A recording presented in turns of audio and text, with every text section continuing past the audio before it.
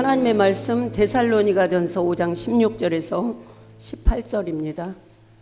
다 같이 합독하도록 하겠습니다. 항상 기뻐하라, 쉬지 말고 기도하라, 범사에 감사하라. 이것이 그리스도 예수 안에서 너희를 향하신 하나님의 뜻이니라. 아멘. 오늘 말씀의 제목은 기도를 멈추지 마라입니다. 이제 데살로니가전서 5장 16절에서 18절 방금 읽었는데요. 이 세 가지죠. 항상 기뻐하고 쉬지 말고 기도하고 범사에 감사하는 것. 이 세 가지가 그리스도 예수 안에서 우리를 향하신 하나님의 뜻이라고 말씀하고 있습니다. 오늘은 특별히 기도를 멈추지 말아야 하는 이유에 대해서 말씀을 드리도록 하겠습니다. 제가 몇 주 전에 이제 예배 전 기도회를 인도하면서 오늘 불렀던 그 기도를 멈추지 마라, 역전되리라, 이 찬양을 이제 불렀던 이유가 있습니다. 하나님께서 그 주간에 저에게 이 말씀을 주시고 그 찬양을 주시고 이 설교를 주셔서 준비하게 하셨습니다. 기도를 멈추지 말아야 할 이유 오늘 몇 가지만 말씀을 드리는데요. 첫째는 하나님의 뜻에 순종하기 위해서입니다. 방금 읽었던 말씀 다시 한번 읽습니다. 항상 기뻐하라, 쉬지 말고 기도하라, 범사에 감사하라. 이것이 그리스도 예수 안에서 너희를 향하신 하나님의 뜻이니라. 쉬지 말고 기도하는 것이 하나님의 뜻이라고 했어요. 우리는 항상 하나님의 말씀과 하나님의 뜻에 순종하는 삶을 살라고 성경에서 말하고 있잖아요. 여기서 이제 쉬지 말고 기도하라. 이 뜻이 뭐냐면 멈추지 말아라. 어떤 경우에나 중단함이 없이 계속해서 기도하라 이 말이에요. 그러니까 우리가 기도할 수 있는 상황에서 기도하는 게 아니라 기도할 수 없는 상황에서도 언제든지 기도가 멈추지 않고 계속해서 이루어져야 되는 것을 말하고 있습니다. 쉬지 말고 기도하라는 말을 다른 말로 하면 우리 인간이 견디기 어렵고 이해할 수 없는 극한 상황에 이를 때조차도 끊임없이 쉬지 않고 기도해야 할 것을 강조하는 말입니다. 여러분 다시 한번 말씀을 드리지만 쉬지 않고 기도하는 것은 저에게만이 아니라 특별한 은사를 받은 사람에게만이 아니라 우리 모두에게 주시는 하나님의 뜻입니다. 그렇기 때문에 성도가 기도를 쉬는 것은 반대로 어때요? 하나님의 말씀과 뜻에 불순종하는 것이 된다는 것입니다. 사무엘은 이스라엘의 사사요, 선지자요, 제사장이었습니다. 그는 이스라엘 백성들을 위해서 기도하기를 쉬는 죄를 결코 범하지 않겠다고 말을 합니다. 같이 읽습니다. 나는 너희를 위하여 기도하기를 쉬는 죄를 여호와 앞에 결단코 범하지 아니하고 선하고 의로운 길을 너희에게 가르칠 것인즉. 아멘. 사무엘은 기도의 사람이었어요. 그의 일생이 기도의 사람이었습니다. 그런데 기도하기를 쉬는 것이 죄라고 말하고 있어요. 여기에서도. 그러니까 우리가 아까 긍정적으로 말할 때 우리가 기뻐하고 감사하고 쉬지 않고 기도하는 것이 하나님의 뜻인 것처럼 그걸 거꾸로 뒤집으면 그렇게 하지 못하는 것은 불순종이고 죄인 것처럼 기도를 쉬는 것이 죄라고 사무엘 선지자가 말하고 있습니다. 쉬지 않고 기도하는 것은 성도들을 향한 하나님의 뜻입니다. 따라서 저희 모든 성도들은 기도를 멈추지 말아야 합니다. 두 번째, 우리가 기도를 멈추지 말아야 할 두 번째 이유는 시험을 이기기 위해서입니다. 마태복음 26장 41절을 읽도록 하겠습니다. 시험에 들지 않게 깨어 기도하라. 마음에는 원이로되 육신이 약하도다 하시고. 아멘. 시험에 빠지는 것을 원하는 사람이 있을까요? 하나도 없습니다. 그러나 내가 시험에 빠지지 않고 싶다고 해서 시험에 빠지지 않는 것이 절대 아니라는 것을 성경은 가르쳐주고 있습니다. 우리가 시험에 들지 않으려면 우리는 깨어 있어야 됩니다. 여기서 깨어 있다는 것은 기도하는 거예요. 여기서 깨어 기도하라는 것은 사실 두 번 기도에 대한 강조를 말하고 있어요. 깨어 있다는 것 자체가 기도하고 있다는 것을 말하고 있기 때문입니다. 우리 성도들은 기도가 곧 삶이 되어야 됩니다. 성만찬을 마치신 예수님께서 제자들과 함께 감람산으로 가셨습니다. 마지막 이제 십자가에 달리기 전날이죠. 감람산으로 가시면서 예수님은 제자들에게 이런 말씀을 하십니다. 오늘 밤에 너희가 다 나를 버리리라. 기록된 바 내가 목자를 치리니 양의 떼가 흩어지리라. 이런 말씀을 하셨어요. 이 말씀은 오래전 스가랴 선지자가 예언한 말씀으로 예수께서 잡히시게 되면 그를 추종하던 제자들이 다 예수님을 버리고 도망할 것에 대한 예언이 스가랴서에 기록되어 있다는 거예요. 오래전에 기록된 그 선지자의 예언을 가지고 오늘 밤에 너희가 다 나를 버리고 도망할 거야 이렇게 말씀을 하셨어요. 그때 예수님은 또 하나를 말씀했어요. 베드로에게 네가 나를 부인할 것이라고 말씀했어요. 그러면서 시험에 빠진 베드로의 믿음이 떨어지지 않도록 내가 너를 위해서 기도했다. 그러니까 이미 주님은 제자들이 다 자기를 버릴 것을 아셨고 더군다나 수제자라고 하는 베드로가 자기를 부인할 것을 이미 알고 그를 위해 중보기도 했다는 것을 알려주고 있습니다. 누가복음 22장 31절에서 32절입니다. 시몬아 시몬아 보라 사탄이 너희를 밀가부르듯 하려고 요구하였으나 그러나 내가 너를 위하여 내 믿음이 떨어지지 않기를 기도하였노니 너는 돌이킨 후에 내 형제를 굳게 하라. 아멘. 베드로가 예수님을 모른다고 부인하는 그 배후에 사탄의 역사, 사탄의 시험이 있다는 것을 가르쳐주고 있습니다. 여기서 사단이 밀가부르듯 하다, 이것은 뭐냐면 마치 체질을 하는 것처럼 흔든다는 거예요. 그래서 이 제자들의 마음을 흔들고 요동시켜서 믿음을 지키지 못하고 예수님을 떠나고 심지어 예수님을 부인하도록 사탄이 역사할 것을 지금 말하고 있습니다. 예수님의 말씀을 들은 베드로는 이렇게 말합니다. 모두 주를 버려도 나는 절대 주님을 떠나지 않을 것입니다. 주님을 버리지 않을 것입니다. 이렇게 말을 해요. 그러나 예수님은 오늘 밤 다 굴기 전에 내가 3번 나를 부인하리라. 그러니까 쉽게 말해서 한 번 네가 나를 부인할 거야 말을 하고 거기에 더해서 3번 부인할 거야 이렇게 말을 합니다. 베드로는 물론 다른 모든 제자들도 그 말을 듣고 동의하지 않았어요. 뭐라고 말했냐면 주님을 부인하는 일은 절대 없을 것이라고 호언장담을 했습니다. 마태복음 26장 35절입니다. 베드로가 이르되 내가 주와 함께 죽을지언정 주를 부인하지 않겠나이다 하고 모든 제자도 그와 같이 말하니라. 아멘. 우리가 보통 베드로가 주님을 부인한 것만 생각합니다. 이 말씀을 면밀히 보면 밑에 모든 제자도 그와 같이 말했어요. 그들도 주님을 부인하지 않겠다고 말했다는 거예요. 그러나 다 넘어졌죠. 베드로와 제자들은 어떤 상황이 온다 할지라도 예수님과 함께 있을 것이고 예수님을 부인하는 일은 결코 하지 않을 것이라고 다짐했습니다. 그러나 그들의 다짐과는 달리 그들 모두가 다 실패했습니다. 대제사장들과 백성의 장로들이 파송한 무리들이 예수님을 잡기 위해서 칼과 몽치를 가지고 나타나자 제자들은 예수님을 버리고 주랭랑을 쳤습니다. 예수님은 이 일을 스가랴 선지자가 한 말을 이루기 위함이라고 말을 합니다. 하나님은 항상 구약 선지자들을 예언하시고 그 말씀을 이루시잖아요. 스가랴 13장 7절을 읽어보도록 하겠습니다. 만군의 여호와가 말하노라 칼아 깨어서 내 목자 내 짝된 자를 치라. 목자를 치면 양이 흩어지려니와 작은 자들 위에는 내가 내 손을 들이우리라. 아멘. 칼아 깨어서 내 목자 내 짝된 자를 치라. 목자를 치면 양이 흩어지리라.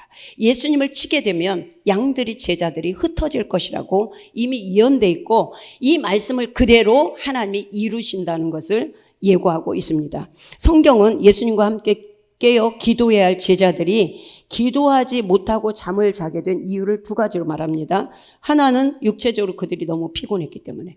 우리가 어때요? 마음은 원인데 육체가 약해서. 제가 이번 주에 목요일 날 새벽 기도를 땡쳤잖아요. 저는 이제 보통 이게 몸에 바이오리듬이 있잖아요. 그래서 항상 3시간 반을 자면 새벽에 나와요. 그러니까 이 몸이 인식을 하고 있어서 알람을 안 들어도 저는 미리 깹니다. 미리 깨는데 알람이 꺼져 있었어요. 몰랐죠. 목사님도 안 계신데. 그리고 딱 눈을 떴는데 그날따라 보통은 제가 4시 전에 깨요. 3시 한 50분 깹니다. 그런데 일어나 보니까 5시 반인 거예요. 제가 오늘 이 설교를 하면서 좀 찔렸습니다. 그리고 또 하나는 슬픔 때문이다. 예수님이 잡혀갈 것을 알고 계속 예수님이 잡히실 걸, 십자가에 달리실 걸 말씀하셨잖아요. 그러니까 예수님을 잃어버린다는 상실감 때문에 슬퍼서 기도하지 못했다고 합니다. 그런데 기도에 실패한 제자들은 어때요? 모두 두려움에 빠져서 주님을 부인하고 도망쳤습니다. 너무나 무기력하게 실패한 제자들을 통해서 하나님은 우리에게 말씀하십니다. 우리가 기도를 멈추게 되면 아무리 시험에 들지 않으려고 해도 시험에 빠질 수밖에 없고, 기도하지 않으면 아무리 내가 선한 일을 하려고 해도 제자들이 주님을 결코 버리지 않을 거라고 맹세하고 다짐하지만 그 마음과는 전혀 다르게 예수님을 버리고 도망치고 예수님을 부인하는 그런 일이 있었다는 거죠.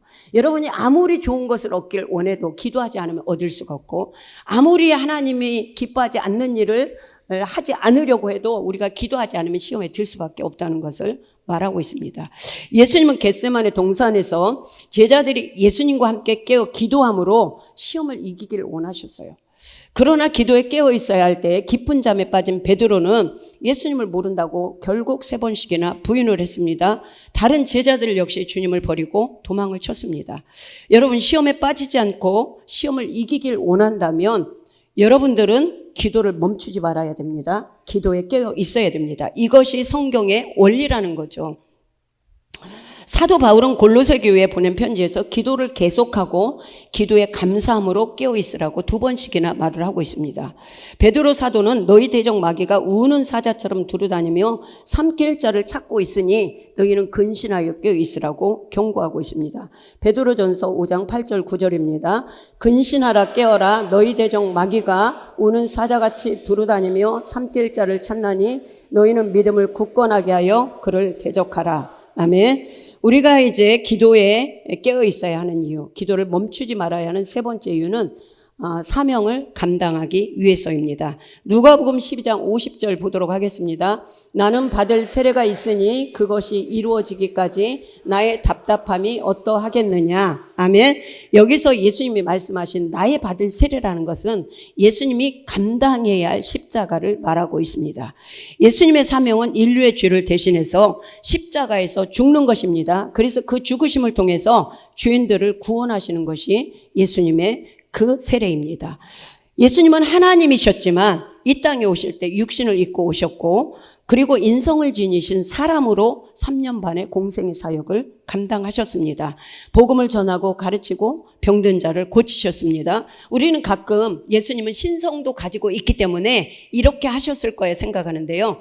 예수님은 이 땅에 육신을 입고 오는 순간부터 십자가를 완전히 이루실 때까지는 완전히 신성이 아닌 인성으로만 사셨다는 것을 아셔야 돼요. 제가 전에 몇 달 전에 설교를 할 때 예수님께서 그런 능력을 행할 수 있었던 것은 무엇이냐. 우리는 보통 하나님의 성품, 신성을 갖고 있기 때문에 예수님께는 능치 못할 일이 없었다고 생각하는데 성경은 그렇게 말하고 있잖아요. 예수님은 죄가 없기 때문에 창조의 상태 아담에게 주었던 그 모든 능력을 발휘할 수 있었던 거예요. 우리가 예수님을 닮아가고 예수님의 형상을 회복하는 만큼 우리를 통해 능력이 나타날 수 있다는 것을 제가 그때 말씀을 드렸습니다. 예수께서 잡히시던 날 밤에 제자들과 함께 기도하기 위해 겟세마네 동산으로 가신 예수님의 마음은 심히 두려웠어요. 여기 보면 나의 답답함이 어떠하겠느냐. 예수님이 십자가를 앞두고 굉장히 눌려 있는 것을 지금 말하고 있습니다. 예수님은 심지어 내가 매우 고민하여 죽을 지경이다 이렇게까지 제자들에게 말씀하면서 너희 제발 나와 함께 깨어 기도할 수 없느냐 이렇게 말씀을 하셨습니다. 이제 베드로와 야고보, 요한 3사람, 이제 예수님께서 이제 가룟 유다 빼고 11명이죠. 11명 중에 3명만 데리고 가셨어요. 나머지 8명은 동산에 그냥 두시고 좀 더 기도할 자리로 더 깊이 3명만 데리고 가셨고, 또 조금 더 떨어지셔서 예수님 기도하시면서 너희는 여기 앉아서 기도하고 있으라. 그러니까 주님을 위해서 기도하고 있으라. 또 너희들 시험에 들지 않도록 기도하고 있으라, 이런 뜻이에요. 마태복음 26장 같이 읽도록 하겠습니다. 이에 말씀하시되 내 마음이 매우 고민하여 죽게 되었으니 너는 여기 머물러 나와 함께 깨어 있으라 하시고, 조금 나가사 얼굴을 땅에 대시고 엎드려 기도하여 이르시되 내 아버지여 만일 할만하시거든 이 잔을 내게서 지나가게 하옵소서. 그러나 나의 원대로 마시옵고 아버지의 원대로 하옵소서 하시고. 아멘. 아까도 말씀드린 것처럼 예수님께서 이 땅에 오신 목적이자 이유는 인류의 죄를 대속하기 위해서 십자가에서 죽으시는 것이라고 했어요. 예수님이 십자가 사명을 감당하기 위해 슬픔과 두려움 속에서 하나님 앞에 눈물과 통곡으로 기도를 했습니다. 예수님도 그처럼 눈물과 통곡으로 기도하셨다면 우리는 얼마나 더 기도를 해야 시험을 이길 수 있겠습니까? 마치 땀이 핏방울이 되듯이 사력을 다해서 3번씩이나 기도하셨습니다. 3번의 기도를 마치시고 예수님은 드디어 슬픔과 그 두려움과 답답함을 이기시고 하나님께서 맡겨주신 인류 구속을 위한 십자가 사명을 이루실 수 있었습니다. 예수님은 저절로 그 십자가를 이루신 게 아니라는 거죠. 하나님께서 우리 각자에게도 맡겨주신 사명이 있습니다. 따라서 저와 여러분도 사명을 감당하기 위해서는 늘 깨어서 기도를 해야만 합니다. 기도하는 시간은 주님을 대면하는 시간이고 주님과 친밀한 교제를 나누는 정말 달콤한 시간이기도 합니다. 그러나 기도하는 시간은 하나님의 능력을 덧입는 시간입니다. 그날 밤 제자들이 시험을 이기지 못하고 실패한 이유는 분명합니다. 마땅히 깨어 있어야 할 시간에 그들은 깨어 있지 못하고 깊은 잠에 빠졌기 때문에 실패했습니다. 예수님은 2번씩이나 제자들에게 오셔서 너희가 1시간도 이렇게 깨어 있을 수 없더냐? 시험에 들지 않게 깨어 기도하라고 말씀하셨습니다. 기도에 승리하는 자가 시험을 이길 수 있습니다. 기도에 승리하는 자가 사명을 감당할 수 있습니다. 사무엘이 마지막까지 사사로 선지자로 제사장으로 하나님 앞과 사람 앞에 흠이 없이 충성스럽게 사명을 감당할 수 있었던 비결이 뭐냐면 그는 쉬지 않고 기도하는 사람이었다는 거예요. 제가 이제 설교를 마치고 정리를 다 하고 어제 또 집에 갖고 갔는데 밤에 또 이제 1시 넘도록 이 설교를 다시 다 기도하면서 읽었어요. 읽는데 하나님께서 저에게 또다시 말씀을 주시더라고요. 그게 뭐였냐면 이 사무엘의 기도, 저는 사무엘 되게 좋아하거든요. 저희 성철이 이름을 제가 태중에서 사무엘이라고 줬었어요. 근데 이 사무엘이 정말 보면 볼수록 매력 있는 그런 믿음의 사람이에요. 그가 정말 기도했기 때문에 그의 사명을 어떻게 잘 감당했는지 2가지를 말씀을 드립니다. 그는 선지자였죠. 사사였죠. 제사장이었습니다.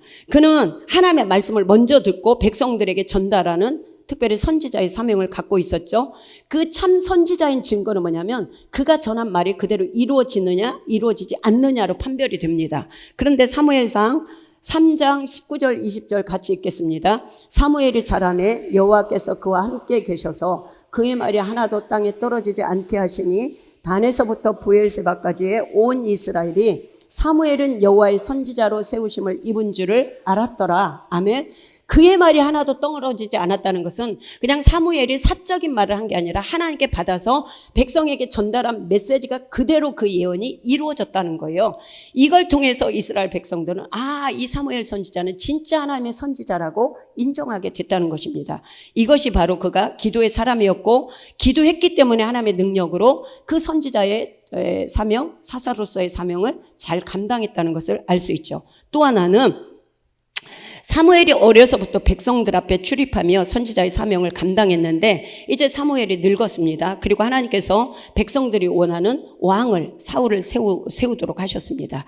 이제 마치 고별과 같은데 작별 인사와 같은데 백성들을 다 불러놨어요. 그리고 이렇게 말합니다. 이제 내가 어려서부터 너희 앞에 출입하지 않았느냐? 이제 나이가 늙었고 이제 왕이 세워졌다. 내가 이제 뒤로 물러날 거라는 거죠. 그런데 이 자리에서 말을 하라. 내가 너희들 중 누구의 것이라도 속여 빼앗은 것이 있다면 지금 말하라. 그러면 내가 그것을 보상하겠다. 이렇게 말을 해요. 그때 백성들이 이렇게 대답합니다. 사무엘상 12장 4절입니다. 그들이 이르되 당신이 우리를 속이지 아니하였고 압제하지 아니하였고 누구의 손에서든지 아무것도 빼앗은 것이 없나이다 하니라. 아멘. 사무엘은 선지자로서의 그런 외적인 은사와 능력이 탁월했을 뿐만 아니라 내적으로 그는 참으로 하나님 앞과 백성들 앞에서 충성되고 정직하게 사역한 사역자였다는 거예요. 여러분들 많은 은사와 능력이 나타난 사람들이 있는데 한때 근데 그들의 삶을 보면 전혀 아닌 것 같죠. 이게 언밸런스예요. 사무엘은 이 2가지를 다 균형 잡히게 하나님 앞에 온전했던 것을 보게 됩니다. 이것이 뭐냐면 그는 쉬지 않고 기도하는 기도의 사람이었기 때문이라는 거죠. 사무엘은 아까 이제 말씀을 드린 거 다시 한번 읽습니다. 시작. 나는 너희를 위하여 기도하기를 쉬는 줄을 여호와 앞에 결단코 범하지 아니하고 선하고 의로운 길을 너희에게 가르칠 것인즉, 하나님께서 늘 기도하는 사무엘에게 늘 하나님의 말씀을 주시고 그 말씀이 그대로 이루어지도록 하셨어요. 책임져 주셨어요. 또 그가 늘 기도할 때 하나님 앞에 사람 앞에 정직하게 살 수 있는 그 능력, 신실함을 주셨다는 거죠. 저와 여러분도 이렇게 기도함으로 사무엘처럼 정말 능력 있는 사역자가 되고 하나님과 사람 앞에 정직하고 충성된 그런 사역자들이 되었으면 좋겠습니다. 네 번째, 우리가 왜 기도를 멈추지 말아야 되느냐? 영적 전쟁에서 승리하기 위해서입니다. 출애굽기 17장 11절에서 13절을 읽도록 하겠습니다. 모세가 손을 들면 이스라엘이 이기고 손을 내리면 아말렉이 이기더니 모세의 발이 피곤함에 그들이 돌을 가져다가 모세 아래에 놓아 그가 그 위에 앉게 하고 아론과 훌이 한 사람은 이쪽에서 한 사람은 저쪽에서 모세의 손을 붙들어 올렸더니 그 손이 해가 지도록 내려오지 아니한지라. 여호수아가 칼날로 아말렉과 그 백성을 쳐서 무찌르니라. 아멘. 여기서 이제 모세가 손을 들면 이스라엘이 이기고 손을 내리면 아말렉이 이기더니, 여기서 이 모세의 손은 기도의 손을 말하고 있습니다. 여러분, 이스라엘과 아말렉 전쟁에서 전제의 승패는 우리가 늘 듣지만 전쟁터에서 칼날로 싸우고 있는 여호수아에 의해서 결정된 게 아니라는 거죠. 그 사역의 현장, 전쟁의 현장을 움직이는 건 어디예요? 기도의 현장이었다는 거. 우리 늘 듣잖아요. 우리가 가정에서도 또 공동체에서도 사역의 현장에서도 우리가 이렇게 사역을 감당할 수 있는 거는요, 우리가 사역 전에 4주 12주씩 열심으로 기도합니다. 저는 피곤하지 않겠어요? 여러분, 사역 가고는 싶은데 사역 훈련 때문에 좀 거시기하다 하는 사람들, 여러분, 저도 편하고 싶어요. 저는 갈 때 얼마나 여러분보다 몇 배가 눌려요. 제가 여기서 사역하면서 목소리를 다 쓰잖아요. 목소리 아끼라 그래요. 사모님도 제발 좀 목소리 적당하게 아껴서 현장 가서 힘들지 않게 해라. 근데 안 돼요. 하나님이 부어주시면 쏟아내기 때문에 안 되는 거예요. 그 가서 목이 잠기면 얼마나 힘든 줄 아세요? 목도 힘들고 몸도 힘들고 또 그 다음에 계속해서 하나님께 받아야 되고 기도 제목 갖고 가지만 그때그때 성령이 주시는 것을 받아야 돼요. 그럼에도 불구하고 기도를 멈추지 않고 우리가 사역하는 것은 기도할 때 하나님이 역사하시고 하나님이 받으시기 때문입니다. 그래서 모세의 손이 내려오는 순간 아말렉이 이겨요. 그러면 모세나 함께 있었던 아론과 훌이나 전쟁터에 있는 여호수아나 모세의 손이 내려오지 않기를 얼마나 소원했겠어요. 그런데 모세도 피곤한지라 인간인지라 피곤해 손이 내려오는 거예요. 그럼 하나님 봐줘야 될 거 아니에요? 우리 가끔 그러죠. 하나님 전능하신데 좀 봐주면 안 되나? 도와주면 안 되나? 그런데도 모세의 손이 피곤해서 내려왔어요. 피곤해서 내려오는데 그 여지없이 아말렉이 이기는 거예요. 그러니까 아론과 훌이 양쪽에 돌을 갖다 놓고 앉게 하고 양쪽에서 손을 잡아줬잖아요. 아론과 훌은 얼마나 또 힘들었겠어요. 세 사람 모두요, 죽을 맛이었을 거예요. 그런데 전쟁이 끝날 때까지 그들의 손이 내려오지 않았다는 거죠. 여러분, 우리의 기도는 언제까지 계속돼야 되느냐? 승리의 깃발이 꽂힐 때까지, 하나님의 승리가 선포될 때까지 기도를 해야 된다는 거죠. 여러분, 갈멜산 전투에서 450명의 바알 선지자들 대결에 엘리야는 홀로 싸웠습니다.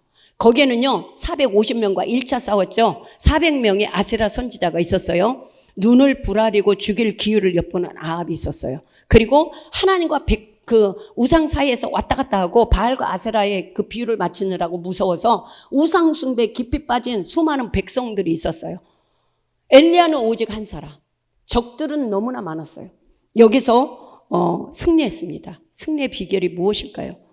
지속적인 기도 생활. 제가 이번에 이제 하나님께서 설교를 주면서 새롭게 주신 부분이 뭐였냐면, 제가 엘리야의 영적 전쟁에 대해서 다룬 적이 있어요. 엘리야가 영적 전쟁에 승리할 수 있었던 비결이 이렇게 쫙쫙 있어요. 근데 하나님께서 뭘 주시냐면 그 기도 말고, 그거 맞는데 하나님께서 또다시 보여준 게 있었어요. 제가 지금까지 놓쳤던 부분이 있었어요. 그건 뭐냐면, 엘리야에게 하나님께서 열왕기상 17장에 보면 1절부터 내 말이 없으면 수년 동안 비도 이슬도 내리지 아니할 거야. 그러니까 지금부터 하늘을 닫을 거야. 그럼 내가 다시 비를 주겠다는 말이 있을 때까지, 그 기간이 언제인지 모르는데 거기선 밝히지 않았어요, 처음에. 그때까지 비가 오지 않을 거야 했어요. 그리고 나서 하나님께서 엘리야에게 말합니다. 너는 그릿 시냇가로 가서 숨어라.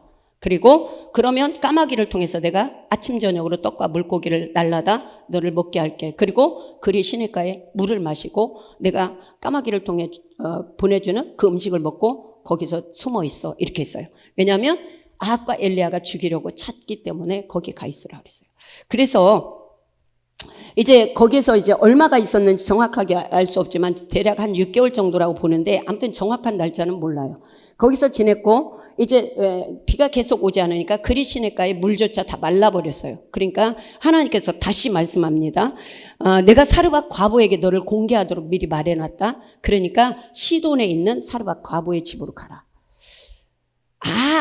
아합의 부인 이세벨의 고향이 조국이 어디예요? 시돈이에요.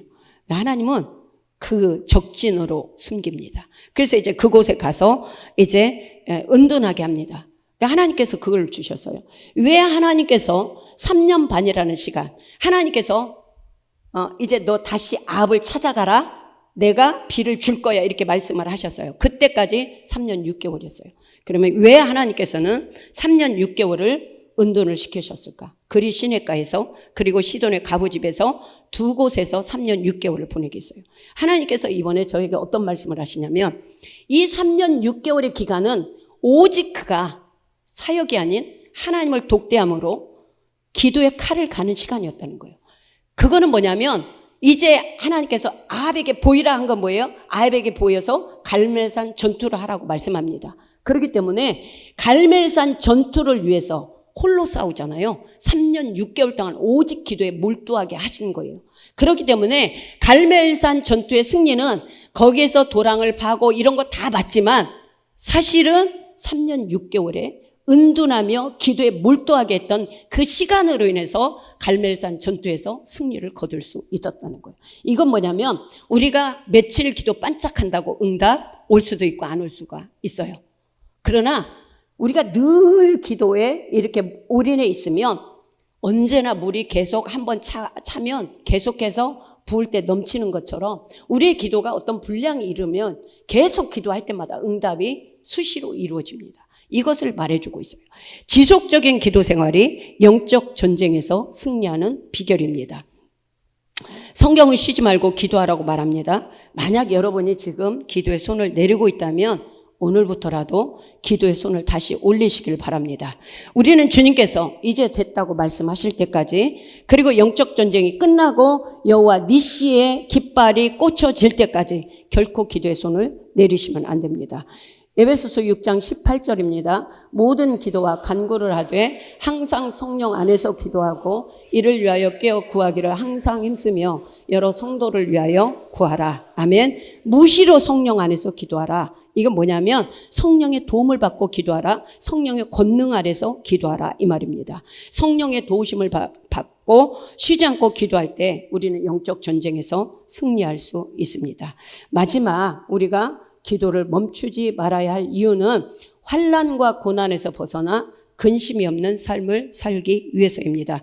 야고보서 5장 13절 읽도록 하겠습니다. 너희 중에 고난 당하는 자가 있느냐? 그는 기도할 것이요. 아멘. 우리가 살다 보면 개인적으로도 공동체적으로도 국가적으로도 큰 위기를 만나고 원치 않는 환난과 고난을 겪을 때가 있죠. 그렇잖아요. 시편 62편은 다윗의 시입니다. 언제 썼냐면 자기 아들 압살롬이 다윗의 왕권, 아버지의 왕권을 찬탈하기 위해서 반역을 일으켰을 때 쓴 시입니다. 다윗은 압살롬이 자신을 죽이려고 군사를 거느리고 추격해 오는 그 상황에서 잠잠히 하나님만 바라보며 기도했습니다. 그것이 시편 62편이에요.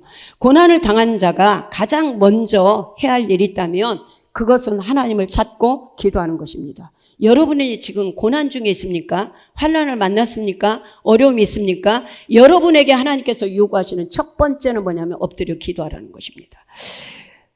평안하고 문제가 없을 때는 하나님을 찾지 않던 사람들도 문제를 만나고 고난이 찾아오면 하나님을 찾고 기도하게 됩니다. 고난으로 인해서 부르짖어 기도하면 하나님을 만나게 되고 문제도 해결받고 또 내 자신이 변화되는 그런 다양한 경험을 하게 됩니다. 그렇게 될 때 이 고난은 고난이 아니라 축복이 되는 것입니다. 여러분, 야베스는 고통과 환난의 대명사로 불리는 인물이었습니다. 그는 하나님께서 도와주셔서 자신을 환난에서 벗어나 근심이 없는 삶을 살게 해달라고 기도했습니다. 야베스는 하나님께서 인간의 생사화복을 다 주관하시는 분이라는 것을 믿었어요. 그리고 그분께 기도했습니다. 그래서 결국은 그는 환난과 고난에서 벗어나 역전 인생의 주인공이 됐습니다. 여러분, 역전 인생 살고 싶지 않으세요? 그럼 기도하셔야 돼요. 역대상 4장 10절을 읽도록 하겠습니다. 야베스가 이스라엘 하나님께 아뢰어 이르되 주께서 내게 복을 주시려거든 나의 지역을 넓히시고 주의 손으로 나를 도우사 나로 환난을 벗어나 내게 근심이 없게 하옵소서 하였더니 하나님이 그가 구하는 것을 허락하셨더라. 아멘. 하나님께서 그가 구하는 거, 하나님 내게 복을 주시려거든 지경을 넓혀주세요. 영향력 더 주세요. 유명한 자가 되게 해주세요. 또 그리고 나를 도우사 환난에서 벗어나 근심이 없게 하여 주옵소서. 우리가 잠언에 보면 하나님이 주시는 복은 사람을 부하게 하지만 근심을 겸하여 주지 않는다 그랬어요. 물질은 많은데 늘 고통거리, 문제거리, 고민거리가 있어요. 이건 진정한 복이 아니에요. 그래서 그 야베스 같은 경우는 너무나 고통스러운 인생이었는데 그가 기도함으로 정말 역전 인생의 주인공이 됐습니다. 여러분은 지금 어떤 문제로 고난을 당합니까? 환난을 당하고 있습니까? 육신의 질병입니까? 연약함입니까? 재정적인 어려움입니까? 막혀있는 직장과 진로의 문제입니까? 여러분이 현재 가지고 있는 문제는 무엇입니까? 그 문제가 무엇이든 간에 여러분들 야베스처럼 하나님을 믿고 그분께 간절히 기도하시길 바랍니다. 그러면 야베스의 기도를 들으시고 그 구한 것을 허락하신 하나님께서 여러분의 기도에 응답하시고 여러분이 구하는 것을 주실 것입니다. 여러분, 요나는 니느웨로 가서 외치라는 하나님의 사명을 거절하고 다시스로 도망을 가다가 물고기 뱃속에 음부와 같은 곳에 들어가는 고난을 만났습니다. 마치 음부와 같은 물고기 뱃속에서 그는 하나님께 부르짖어 기도했어요. 회개하며 기도했습니다. 그때 하나님께서 물고기에게 명하사 그를 육지에 토해내게 하셨습니다. 요나서 2장 1절과 2절입니다. 요나가 물고기 뱃속에서 그의 하나님 여호와께 기도하여 이르되 내가 받는 고난으로 말미암아 여호와께 불러 아뢰었더니 주께서 내게 대답하셨고 내가 스올의 뱃속에서 부르짖었더니 주께서 내 음성을 들으셨나이다. 아멘. 이 요나를 통해서 가르쳐 주는 게 뭐냐면요, 우리의 기도는 어떤 것에도 제약받지 않는다는 거예요. 그건 뭐냐면 우리의 기도를 들으시고 응답하시는 하나님이 전능하시고 전지하시고 무소부재하시기 때문입니다. 여러분, 사람이 물고기 뱃속에서 음부와 같은 곳에서 바다 깊은 곳에 그것도 물고기 뱃속에서 외치는 소리 들을 수 있어요, 없어요? 만약에 물속에 빠졌는데 깊이 들어갔다. 사람이 그 소리를 듣고 구해줄 수 있어요? 없어요.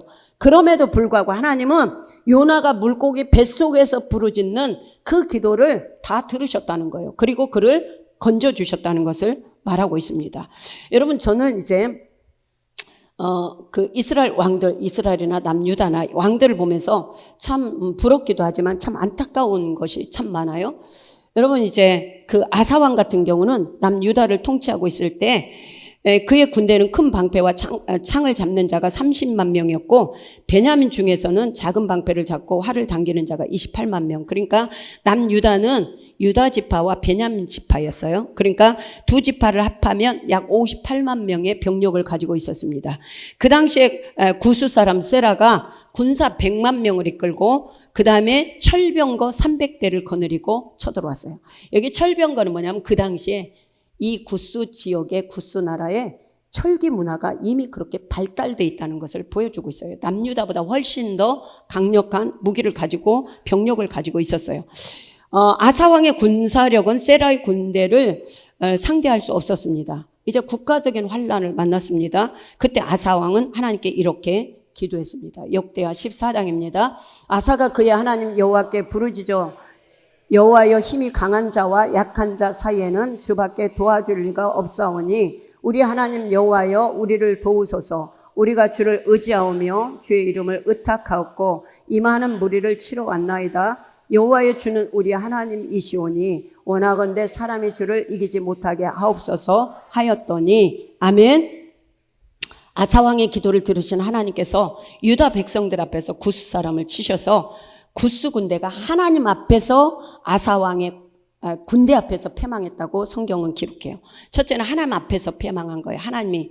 그래서 하나님의 도우심으로 결국은 이 큰 군대가 아사왕의 군대 앞에서 패망했습니다. 아사왕과 온 유다 백성들이 마음을 다해서 하나님께 도움을 구하고 하나님께 기도할 때 하나님은 그들을 만나주시고 사방에서 평안을 주셨어요. 그 전쟁 이후에 사방에 평안을 주셔서 그때로부터 아사왕 35년까지 유다 땅에 전쟁이 없도록 도와주셨습니다. 여러분, 하나님을 잘 섬길 때, 하나님을 의지할 때 하나님은 평안을 주셔요. 솔로몬 때 초창기 평안했죠. 그 이유는 뭐냐면 하나님을 의지하고 그가 기도했기 때문에. 그러나 그 후에 아사왕 통치 36년에 이스라엘 왕 바하사가 유다를 치러 올라왔습니다. 그때 아사는 기도하지 않았어요. 그리고 아람왕, 이방 나라 아람왕 베나다셋에게 조공을 보내면서 우리 와서 제발 도와줘라. 그리고 북이스라엘의 바하사 왕을 좀 물리쳐줘라. 이렇게 했어요. 여러분이 이걸 들으면 답답해요? 안 답답해요? 답답해요. 이 사람은 정말 놀라운 하나님의 기적을 경험했잖아요. 놀라운 하나님의 역사를 경험한 사람이, 그리고 그 평안을 수년 동안 경험했던 사람이 이제 북이스라엘이 쳐들어왔을 때 하나님을 찾지 않고 이방 왕에게 금은보화를 보내면서 도와달라고 요청합니다. 여러분, 그때 하나님께서 이렇게 말씀합니다. 역대하 16장 9절입니다. 여호와의 눈은 온 땅을 두루 감찰하사 전심으로 자기에게 향하는 자들을 위하여 능력을 베푸시나니 이 일은 왕이 망령되이 행하였은즉 이후부터는 왕에게 전쟁이 있으리다 하매. 아멘. 하나님께서는 선지자 하나니를 통해서 이렇게 경고했어요. 하나님을 의지하는 대신 아람왕을 의지하였기 때문에 아람왕의 군대가 왕의 손에서 벗어났다. 그러니까 아사왕의 손에서 벗어났다는 거 뭐예요? 이길 수가 없다는 거예요. 그리고 이 말씀을 주셨습니다. 하나님을 의지하지 않는 것을 뭐라고 말해요? 망령났다고 말해요. 망령났다는 말이 좋은 말이에요? 나쁜 말이에요? 노망났다고 하죠. 이상한 짓 하는 사람을. 그러니까 아사왕이 이상한 짓을 한 거예요. 그래서 망령되이 행하였은즉 이번 전쟁만이 아니라 이후로 계속 너에게 전쟁이 있을 것이야. 하나님께서 말씀합니다. 여러분, 고난당하는 자가 해야 할 가장 우선적인 일은 하나님께 부르짖어 기도하는 일입니다. 환난을 당하는 자가 가장 먼저 해야 할 일도 하나님께 부르짖어 기도하는 일입니다. 여러분, 아무리 큰 문제를 만났어도 아사가 기도할 때는 그 문제가 아무것도 아닌 것처럼 해결됐어요. 그런데 그보다 더 작은 북이스라엘의 바하사가 쳐들어왔을 때 하나님을 의지하지 않으니까 어때요? 이 문제가 산더미처럼 커지게 됐잖아요. 남유다의 재앙으로 임했잖아요. 이것을 우리는 기억하셔야 됩니다. 이것은 아사 왕에게만 일어난 일이 아니라 우리가 하나님을 의지할 때는 큰 문제든 작은 문제든 하나님이 도우시고 간섭하셔서 해결해 주시지만 우리가 작은 일이라고 하나님을 의지하지 않고 큰 일이라고 의지하지 않으면 우리는 어때요? 하나님께서 우리를 향해서 너 망령됐구나 말씀하시는 거예요. 그리고 이 문제가 이미 해결되기 틀렸다고 말씀하시는 거예요. 사랑하는 여러분, 혹시 지금 고난과 고통과 절망 가운데 있습니까? 그렇다면 기도하시기 바랍니다. 하나님은 고난 중에 기도하는 자들을 돌아보시고 구원하신다고 약속하셨기 때문입니다. 우리는 어떠한 상황에서도 기도를 멈추지 말아야 합니다. 그 이유는 오늘 5가지를 말씀을 드렸습니다. 첫째는 하나님의 뜻에 순종하기 위해서입니다. 두 번째는 시험을 이기기 위해서입니다. 세 번째는 사명을 감당하기 위해서, 네 번째는 영적 전쟁에서 승리하기 위해서, 그리고 마지막 환난과 고난에서 벗어나 근심이 없는 삶을 살기 위해서입니다. 저와 여러분이 오늘 주신 말씀을 하나님께서 여러분 개개인에게 주신 레마로 들으시고 각자에게 주신 메시지에 순종하여 기도의 손을 다시 들 수 있기를 바랍니다. 기도합니다.